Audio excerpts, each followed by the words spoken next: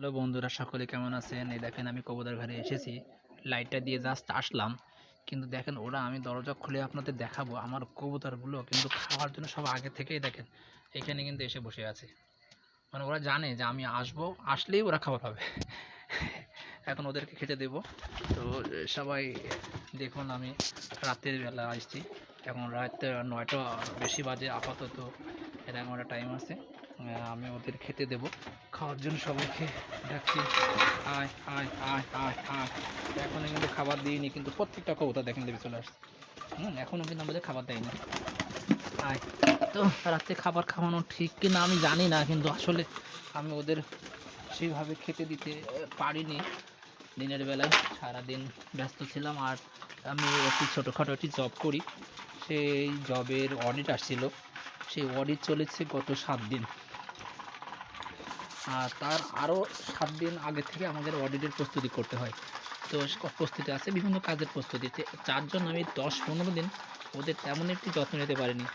দিনের বেলায় হয়তো বা কেউ খেতে দিয়েছে, নাও দিতে পারে সেভাবে, তাই আমি রাত্রি আসি ওদের হালকা পাতলা খাওয়াই দেওয়ার জন্য, যাতে ওদের ক্ষুধাটা না লাগে।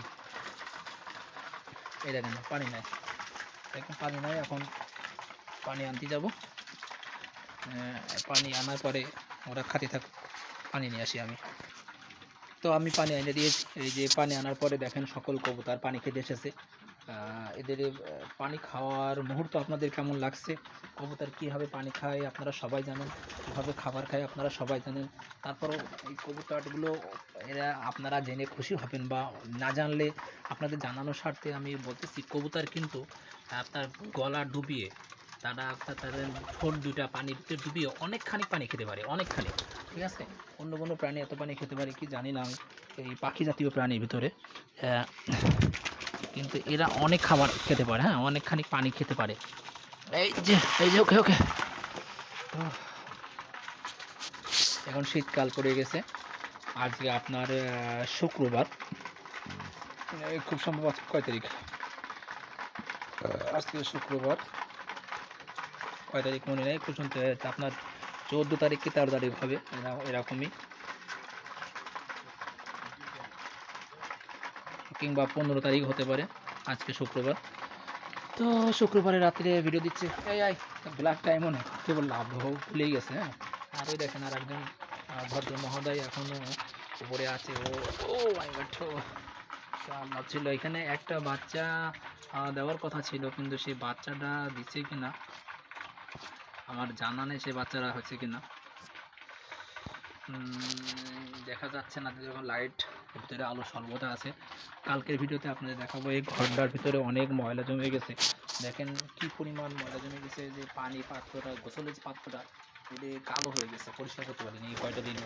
পায়খানাটা এখানে করেছে, বিভিন্ন জায়গায় ময়লা হয়ে রয়েছে, এই ময়লাগুলো সাফ করব কালকে।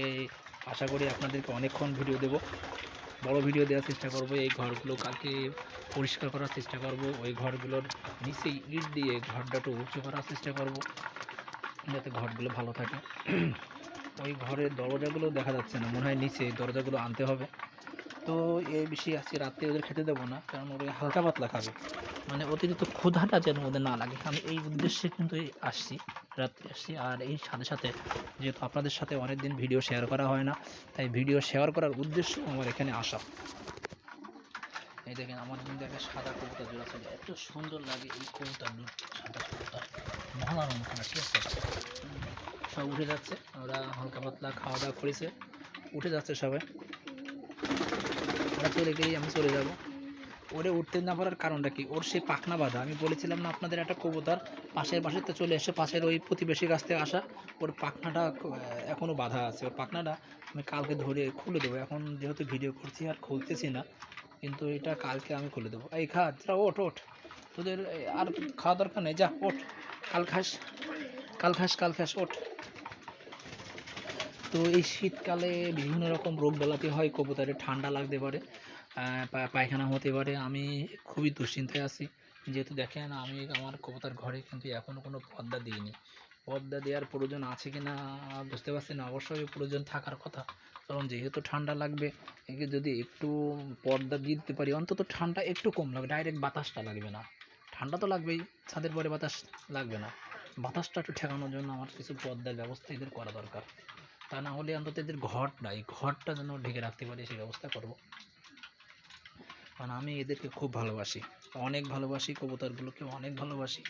এই কবুতরের সাথে আমি দীর্ঘ 6 বছর 8 বছর আছি। এদের এত পরিমাণ ভালোবাসি, এদের কিছু হলে আমার সেই দিনটাই খারাপ যায়। সারাটা দিন আমি ভুলতে পারি না যে আমার একটা কবুতর যদি মারা যায়, একটা কবুতর যদি অসুস্থ হয়, আপনাদের বোঝাতে পারবো না কি পরিমাণ আমার খারাপ লাগে। তো বন্ধুরা, আজকে ভিডিও আর বড় করব না, আমি চলে যাব এখন, অনেক রাত হয়েছে। এই ভিডিওটা আপনাদের এখন লোড দিয়ে দেবো। তো যদি ভিডিওটি ভালো লাগে তাহলে অবশ্যই লাইক করবেন, কমেন্ট করবেন, শেয়ার করবেন। যদি ভিডিও সম্পর্কে কোনো মতামত দিতে চান অবশ্যই আমাকে কমেন্টে জানাবেন। আমার কবুতর ফার্ম যেহেতু দেশি কবুতর ফার্ম, তো এই বিষয়ে যদি আমার কিছু জানাইতে চান, কিছু বলতে চান আমার কবুতরের জন্য যেটা ভালো হবে, অবশ্যই জানান, আমি খুশি হব। সকলকে ধন্যবাদ জানিয়ে আজকের ভিডিও এখানে শেষ করছি। আল্লাহ হাফেজ।